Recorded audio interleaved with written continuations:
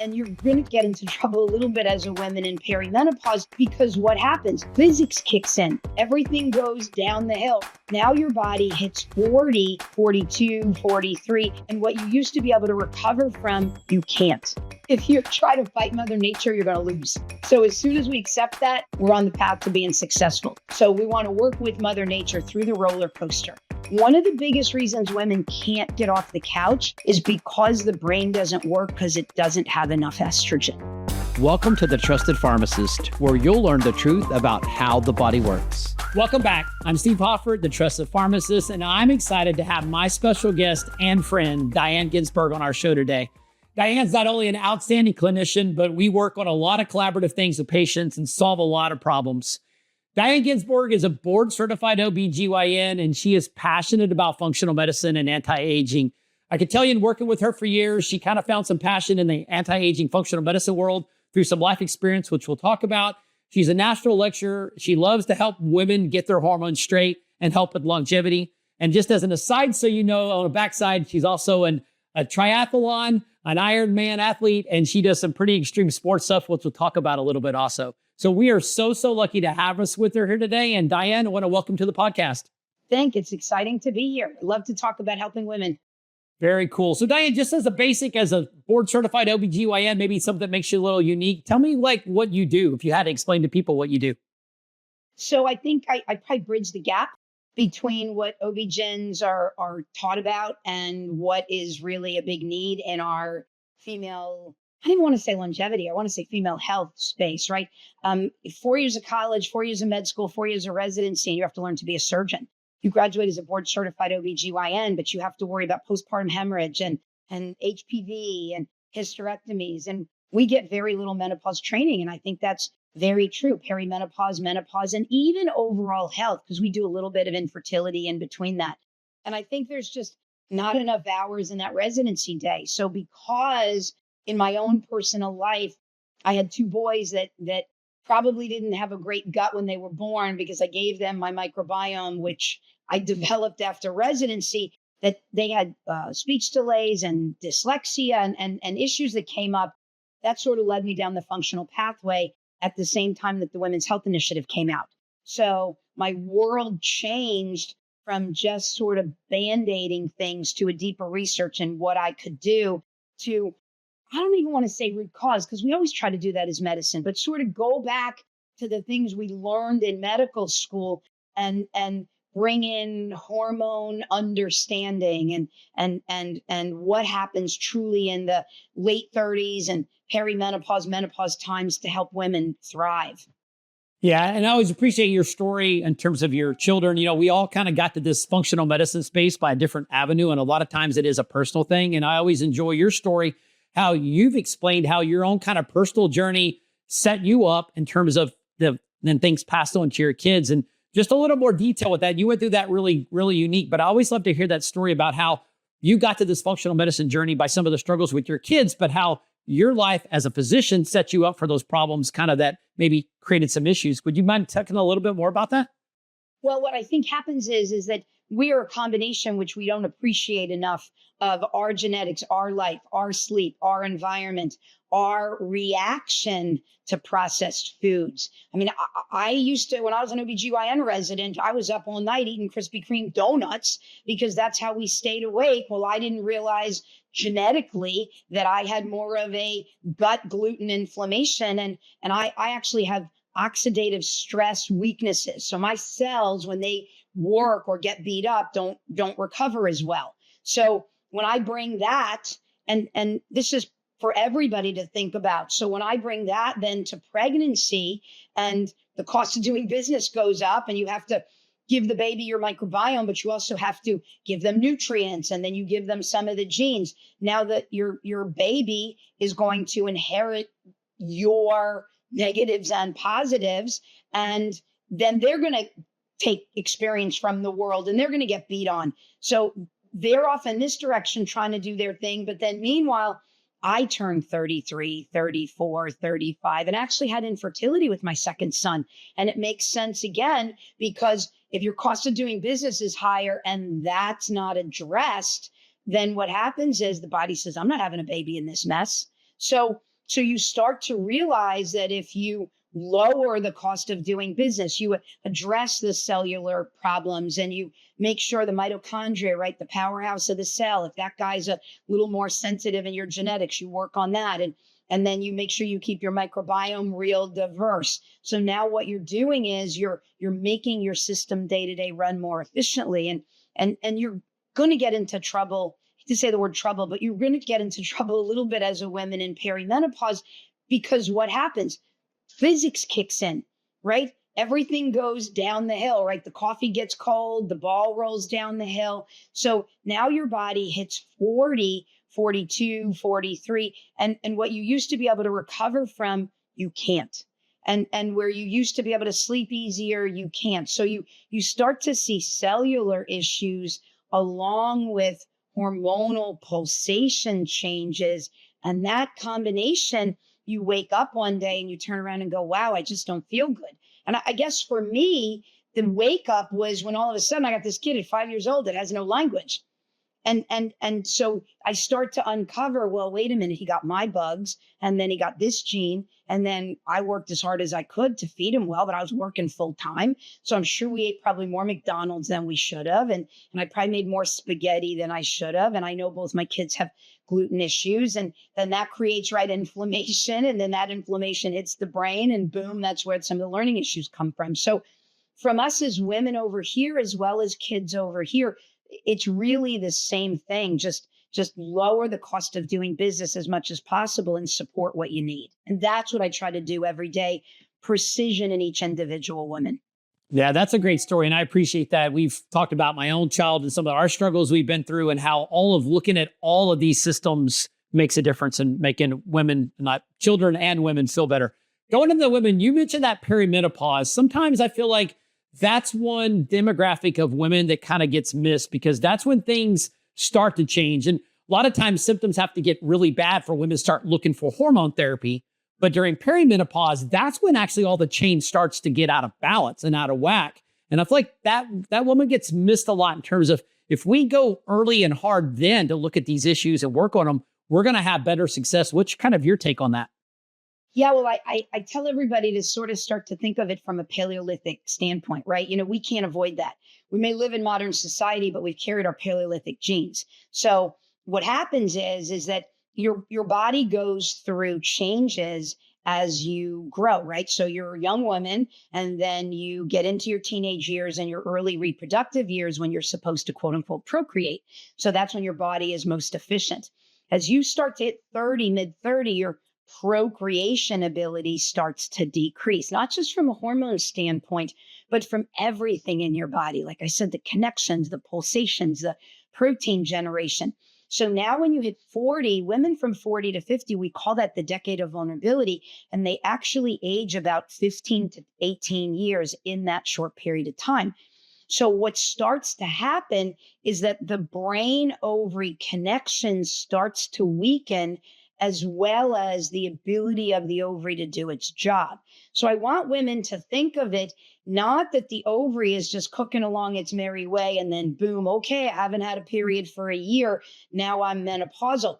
What happens is the ovary in the mid 40s, early 40s, some women as early as late 30s, looks at the brain and says, dude, you're old, I'm not listening to you anymore. So you start to get this hormone roller coaster. So take a step back at 44, 45, 43 and go, okay, I've got an ovary that's not listening to my brain. I've got a little bit of a breakdown in my gut bugs because they go, ooh, I don't know that we can have a baby anymore. So they leave. So now microbiome diversity goes down. So what happens? You can't absorb your nutrients as well.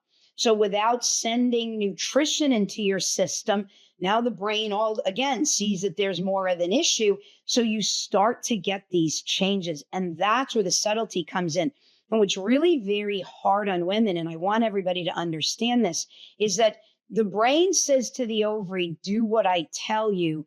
And that is called the follicle stimulating hormone. That is a blood test that I believe a lot of women say, a lot of docs say don't get it. You need to look at that, because as the ovary doesn't respond as well, the FSH will yell louder, but it doesn't have to. So you can, please don't be discouraged. you're going to change. It's good to get a baseline, but I want you to understand that as those subtle changes are going on, even if LabCorp and Quest doesn't dramatically say, hey, you're in that menopausal range, that doesn't mean that the subtle changes don't affect your brain, don't affect your muscle mass, don't affect your bones. And that's what's really hard on women. As the subtleties start to change, the brain looks around and says, ooh, I can't handle this as well. And so you get more anxious. A lot of women tell me, I think I have ADD. It's not, it's like your brain has all that in it. It's got ADD, it's got anxiety, but because your hormones and your mitochondria and your gut bugs are all in where they need to be to enable you to procreate, to have a baby, the system can handle it. So in your perimenopausal years, right, as those subtleties start to change, now the brain is just not ready. I always say you'd be taken out of the I can have a baby tent in caveman times, and you'd be put in the grandma tent where you'd hang out, you'd watch the kids, and you certainly wouldn't have the stressors that you're dealing with at 40 years old. You've got kids going off to college, and then we've got aging parents and just anxiety all around. What's going on with the country? Where are we here? What am I going to do? What about taxes? What about terror? Everybody's the Instagram, the YouTube. So your brain is not meant to deal with all of that as your hormones change. So it's really important, I think, from a overall supplement, mitochondria, nutrition deficiency, nutrient deficiency, to check it. And then we can do subtler testing. We can do saliva. We can do urine testing. We can do other testing that's going to go ahead and say, okay, what's sort of going on at a tissue level? And I've even had some women where their testing looks completely normal, but you listen enough. And that's where we talk about the compounded bioidentical hormones, because you don't just put a patch on somebody. It's not black or white, right? It's you're not normal if you don't feel good. So maybe you just need a subtle baby dose of estrogen, a baby dose of progesterone to just re-get the system balanced again. No, Diana, and you nailed something. I think one thing is this, a lot of this hormonal stuff was overlooked 20, 30, 40 years ago, in the sense that women nowadays play a different role. I see that all the time. They come to me and, like you said, they're juggling. In the old days, it'd be like, okay, hey, you're past your reproductive years. Like you said, just go take it easy. Well, now you're right. They're working jobs. They're handling the kids. The parents have moved back in the house. So it's all of these things that are, and it's even more so. And that's that stress part. And like you mentioned it, and when the ovaries start to stop functioning the way, or not talking the way they should, with all the other reproductive organs, the adrenal glands have to pick up the difference. And now you've got an adrenal gland trying to help not only handle stress, but then also handle this drop in all these other hormones. And it just, like you said, you're not set up for success. You said something there that I think was really important in terms of like the hormone aspect of things, is like, it's these little subtle differences. And I agree with you. That's where kind of compounding can make a difference. Through compounding, we have the ability to customize whatever dose. You and I talk all the time. You are really big on using combination of estrogen ratios, not just saying, let's stick an estradiol patch on, like you said, let's stick with some estradiol, estriol. Talk about a little bit kind of how you utilize compounding and that uniqueness to help with that certain patient population. I know migraines are real common in ladies who start to have that estrogen fluctuation. Give me your thoughts on kind of how you use compounding and how that works into that aspect. So if you try to fight Mother Nature, you're going to lose.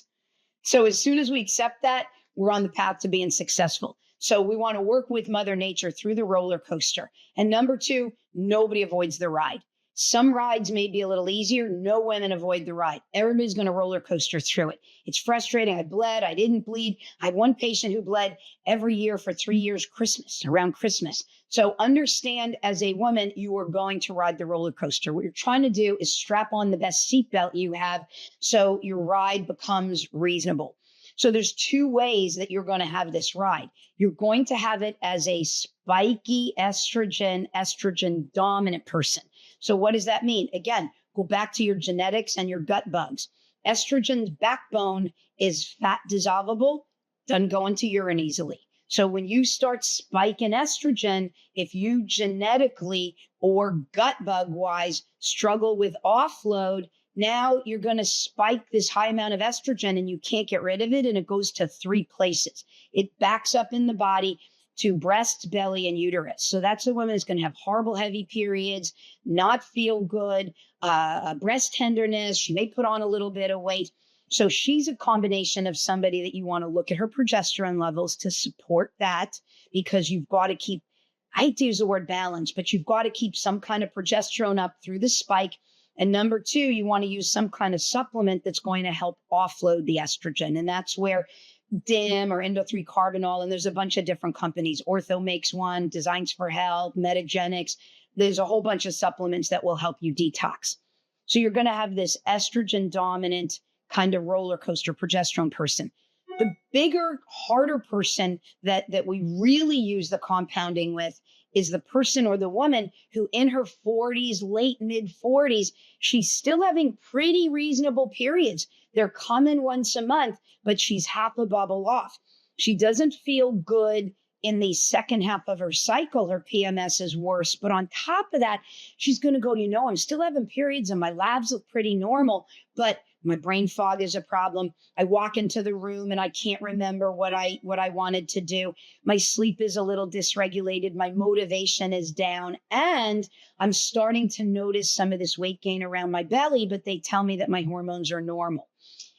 If your hormones are reasonable there, the two things that are happening is they may look pretty okay in LabCorp, but if they're subtly dropping, what's going to happen is your testosterone level is going to be net higher than your estrogen. This is so important, and I can't stress it enough. The number one hormone in women in general is actually DHEA, right? Which makes sense. That's what balances your adrenal glands. So throughout your life, that's your fight or flight. Below that is testosterone, but below that is estrogen. So women, you actually have more androgens or male hormones than female hormones. What happens in perimenopause? You drop some of that estrogen to make you better to survive in Paleolithic times. You don't need to have a baby anymore. You got to be a little stouter. So on top of that, what happens is that the muscle changes. The muscle does not allow insulin and glucose in as well. So you become naturally insulin resistant. Now, when you eat the same food, you get your glucose elevated, but there's nowhere for it to go. So now what it does in that net high testosterone, it packs it on around your belly. Problem number one. Problem number two is as we get older, our immune system goes crazy. So what happens in pregnancy? You make a lot of what's called estriol to calm the immune system, right? So you don't hurt the baby.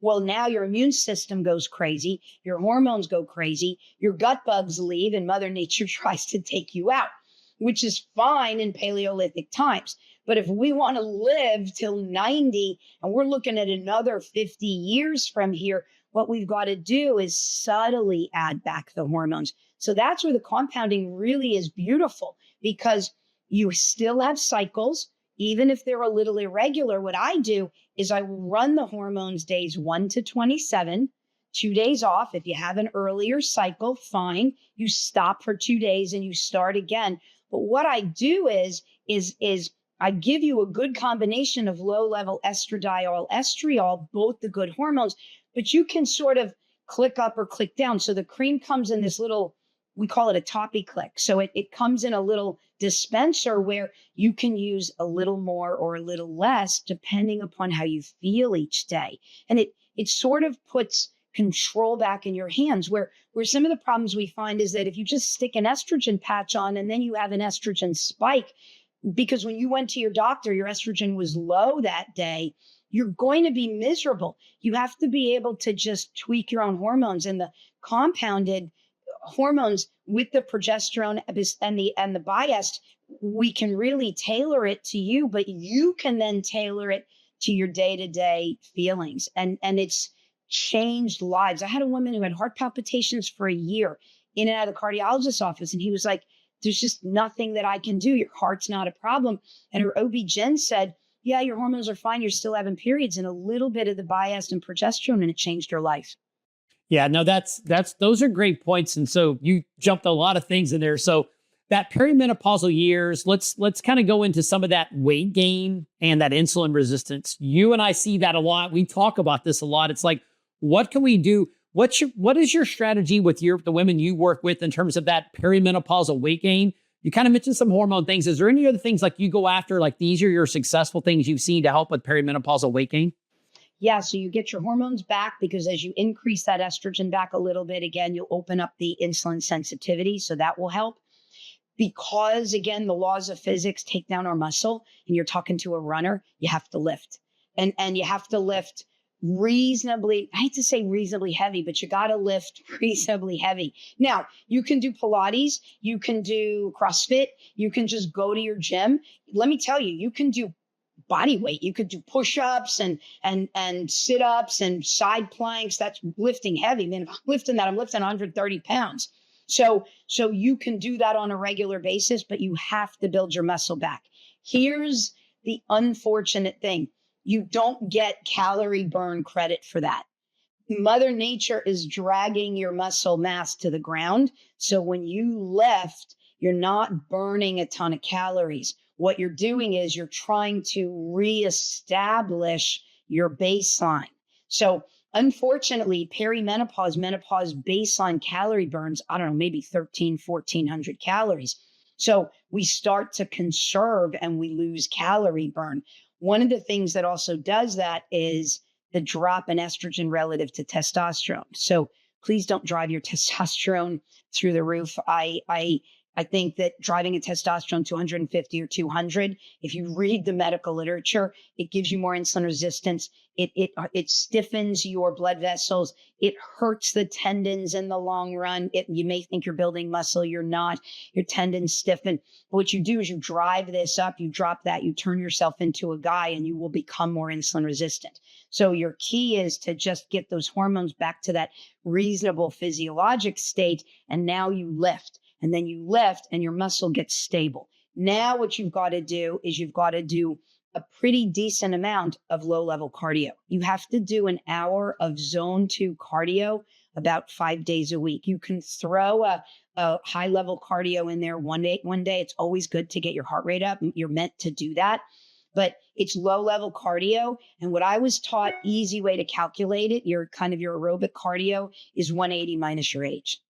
Got it. Yeah, we recommend that a lot. You brought up a couple things. You're all right. I mean, especially for women who are that metabolism is the challenge. It's adding that extra muscle, as you well know. Any muscle you can put on that body is so much more metabolically fit and burns calories when you're doing nothing than if you don't have it. So I think that's the kind of the missing piece that, especially I've seen the last couple of years, the big push is to put on making sure extra muscle. The other thing you mentioned too that I think really gets forgot is this push of testosterone. I feel like so many women are coming in just overdosed on testosterone.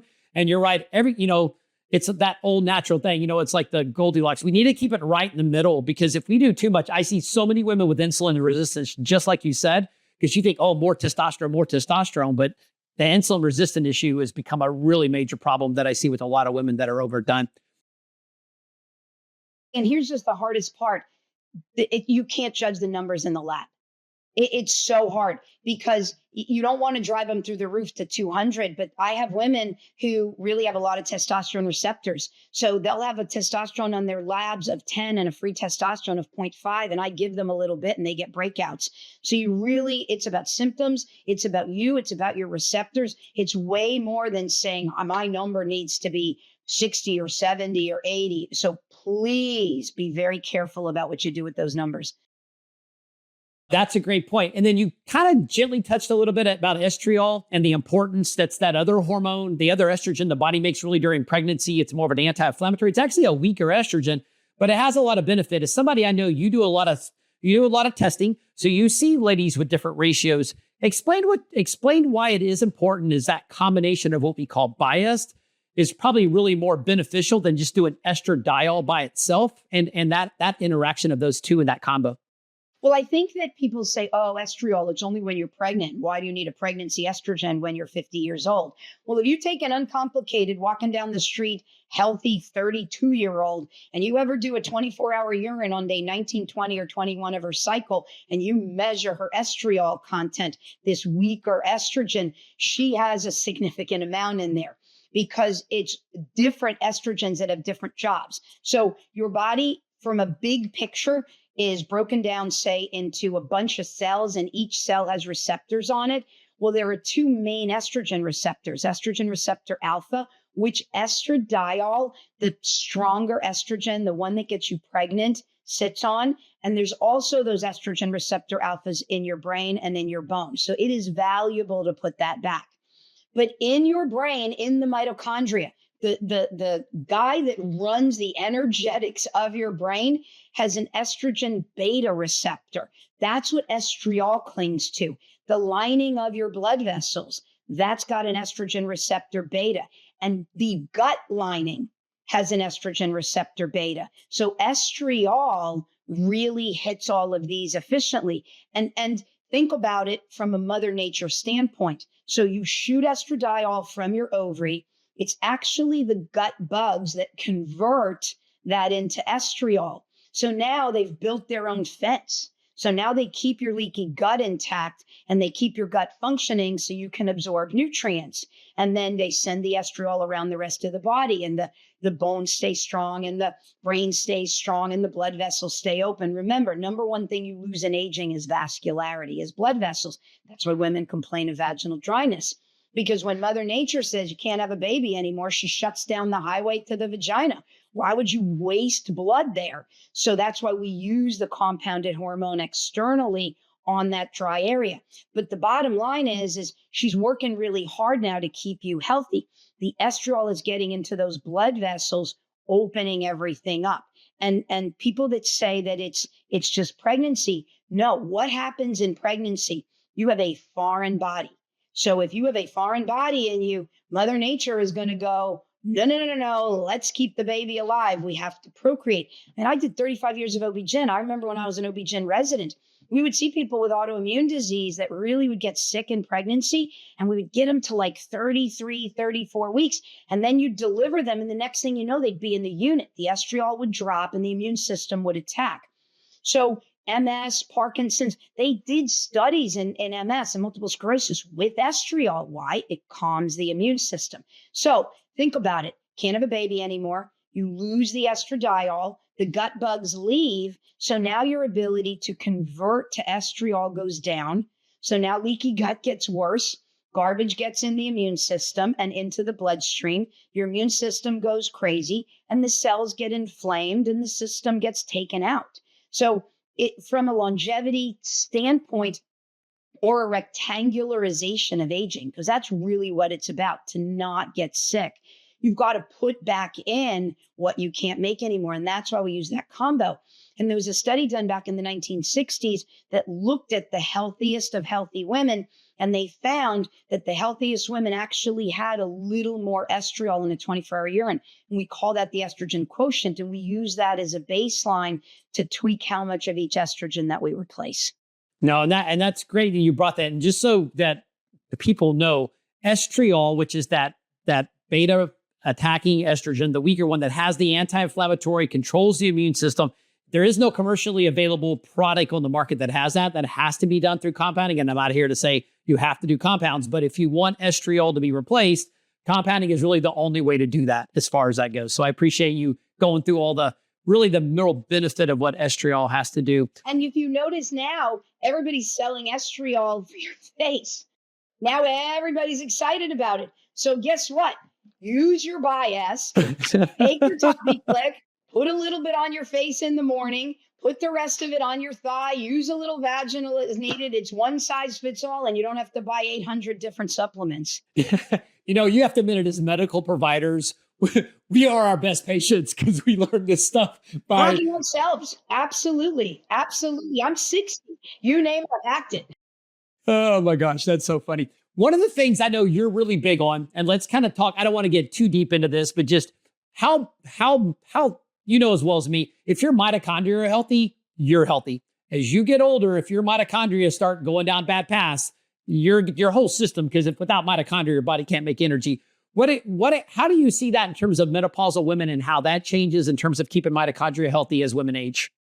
Well, I think, right. So unfortunately, the byproduct of oxygen being used in the mitochondria to make energy, you create damage, right? It's just an unfortunate, again, we go back to the cost of doing business. So every business has a baseline, and then you just try to maximize your profit. And that's how you can keep your doors open. And the body is no different. Your car is no different, right? You change the oil and you make sure that everything is running smoothly. So when you turn that key, the engine runs smooth, so you don't burn as much gas, and you increase your profit in your car, and you make your longevity longer. So we're already at a 0 point because we're going to create inflammation as a byproduct of that. So the mitochondria run on nutrients. In order to push the oxygen through, the electrons through, you need your nutrients. So what a lot of people don't realize is that as we get older, right, the bunch of different bugs, microbiome diversity goes down. So because of that, you can't absorb your nutrition as well. So if you're low in selenium or D or B12 or B6, the efficiency of that system is not going to work. So it's really important. We use SpectraCell's micronutrient test, but whatever micronutrient test that your provider prefers, make sure your nutrients are maximized. I have not seen, there's a lot of products out there that supposedly support the mitochondria. NAD, NMN, NR, you can get them IV, you can get them oral. You may have read something different. I have read everything I possibly can, and I have not seen anything that has said, if you take this on a regular basis, it'll help humans. The couple studies that I've seen in rats where they've just overloaded the rat. And when I calculated how much I would have to take to be comparable to the rat, it was like 18,000 grams of NMN or NAD a day. So I really think, as somebody that did a lot of epigenetic testing and, biological age, chronological age, and has a pretty slow pace of aging, the biggest thing I found was take my good probiotic. I can't tell you the amount of vitamin D that I see low in patients, and make sure you're taking your omega. And depending on where your diet is, there's a lot of plus minus about a multivitamin, right? Or is the soil mined, or the minerals not enough? But make sure that you work on your gut. Make sure you do your exercise, because that is going to burn your glucose. And if you burn your glucose down and you don't overcreate inflammation, you will have less noise around the mitochondria. And then doing the best you can, like I said, to keep that system healthy with good protein and a good balance in your blood sugar. I really think that's the healthiest way. I don't know. Maybe you've read something I haven't, but I've just not been blown away. I do young plasma infusions. I am very involved in that longevity where the kids between 18 and 24 donate plasma. And we've seen it in joints. I've had it injected in my shoulder because I had my own PRP done, but I clearly say, why would I want 60-year-old platelets? And the factors aren't going to help me injected. So I've had a couple liters done IV. I've had my shoulder done. So how much is that helping my bloodstream and helping my mitochondria? Time will tell as we test on that. But simple is really the way to go in your longevity here, I think, at this point. No, you're right. And the mitochondria, you talked about the nutrients, the hormone balancing, the lifestyle, the stress and all that, and how that can make a big difference. So just want to throw something out, only because I know you have passion for this. So, a lot of ladies, they'd be saying, Steve, I can't even get off the couch. But I will tell you, if you go down this path and you start taking care of yourself, I don't care if you're 50, 60, or even 70, your desire to hey, I have a life to live and I want to enjoy myself. I know you enjoy extreme sports. We were talking about you're starting to get into Spartan races, especially that because it can work on things like strength and not just triathlete running. Tell me how you found passion for that in terms of your own journey, in terms of your own biohacking to set yourself up. So it's more than just getting off the couch. I mean, this is, you work hard, you train for these. Tell me a little bit about what you've learned about yourself and the biohacking yourself as you've gotten older to make sure you can be successful in those. So I think one of the things for me, because I've done my genetics, is what makes you happy is dopamine, right? That's the neurotransmitter that makes you happy. So if you look at my genetics, I have a problem getting dopamine into my cells. So people that have that have addiction problems.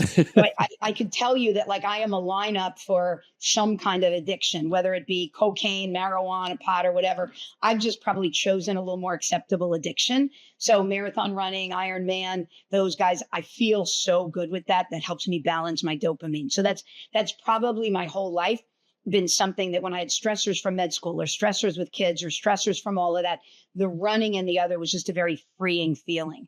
But I think what really helps me now, and it's the biggest thing that I think that we are talking about as women, is When you are younger, you never think you're going to be old. When I was 30, I never thought I'd be menopausal. And now, as somebody who's 60, I don't ever think I'm going to be 75, but that's coming. And so the biggest thing that motivates me is I don't want to be in a nursing home. I want to be self-sufficient.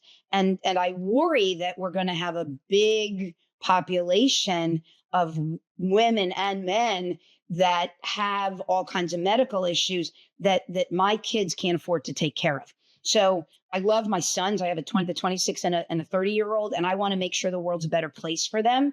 So I don't want them to be dragged under for paying all my medical bills. So it's my responsibility to keep going forward. I also think one of the big things is there's nothing cooler than the community on race day. And I don't think it matters what you do. The Spartan stuff is pretty neat. I just discovered it a year ago. So you get to the start line, there's people from all ages, and they're wearing backpacks and water things. And so you're on the same course. The person that is the most elite athlete is doing the same thing as you are. So I think this enables me to go to the gym and feel like I'm working towards something, and crossing that finish line is a big completion. One of the biggest reasons women can't get off the couch is because the brain doesn't work because it doesn't have enough estrogen. And women are way caught up in, well, I don't have menopausal symptoms. And I think we as an OB-GYN community and the medical community, with all those horrible studies, because there's women still out there that think that hormones are going to give you breast cancer, and it's all been disproven. The biggest link to breast cancer is microbiome dysfunction. And if you exercise and you burn and you keep your blood sugar under control and you keep your gut in line, you will detox no matter what your genetics are. And so I think that if you can take your hormones and support your system, your motivation to just be a better person in every way. When you walk into a room, if you go to a social event, what did they say? It's not about the car you drive anymore. It's the body that walks in the room. So what it makes you do is it makes you proud, and it lets other people say, hey, that person really knows what's going on in other ways because they take care of themselves. So I think it's an inspiration for us as aging, and also for our kids. And I love that. I love that. Right? If I can do the Spartan race at 60, I don't want to hear it from my kids. Yeah. And that's true. And that community aspect, you mentioned that in all those races where it's like you're training on your own as a separate, but that one day you come together and it's kind of like it's a tribal type. We're going to get through this together at different speeds, at different paces, but we've all taken the same journey to get there. And it's kind of the same thing with hormones. You know what I mean? We're all in our own places, but every woman is going through this right now. And it's like, you're not by yourself. We're all going through it. It's worth taking time to educate yourself and learn. So that's a great kind of a connection to that, actually, as far as that goes.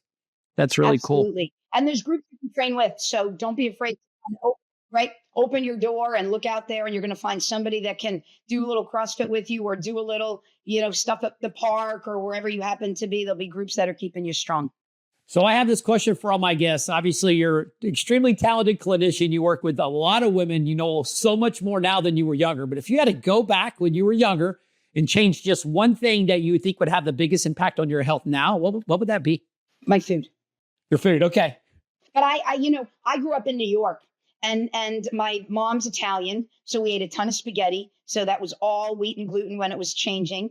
And then I grew up around Drake's, right? We ate ring-dings and yodels and Twinkies. I mean, that's what you did. You had Lunchables. I used to take a bologna sandwich for lunch. So I mean, my mom cooked. She was a teacher. She worked, and we would have steak at night and salad. But my grandmother would make lasagna. I just didn't have the understanding of the vegetable importance. And, the important things you need to do to really keep the gut healthy. And I don't think I really learned that till probably 40, 41, when I fell into this functional support with my kids. And I think the thing I see in pregnancy is women think, oh, I'm so tired, I'm pregnant, I can eat whatever I want. So young women, infertility, having kids, starting your life, family history, Alzheimer's, man, I don't care what it is. Work on the food and keep your gut healthy, and everything else will fall into place. I could not agree with you more. Diane, this has been so awesome. Not only has it been educational, but I think you've also been inspirational for what your life journey's been through, where you're at now, and the awesome things you're doing. So I want to thank you so much for bringing that today as far as I go. If people want to like connect with you or find out about you, where do they go to find you and locate you? So you can go to our website is Diane Ginsburg MD, but we also have a YouTube channel, Diane Ginsburg MD, Optimal Health Redefined. And some of the videos on there are a little bit older, but they're still good, talking about hormones. And I'm working on trying to revamp some of that to bring newer information. But most of even the older videos that just talk about gut health and Hashimoto gut connection and what are bioidentical hormones and why hormones are important and why it's not all about symptoms. You just go to Diane Ginsburg MD on our YouTube channel, our Instagram. I try to just post inspirational stuff there. I'm not a great social media person, but you know what? If a 60-year-old doc with 2 kids can stand on the podium at the Spartan Beast, I always say maybe it'll give somebody inspiration to get out and run a 5K.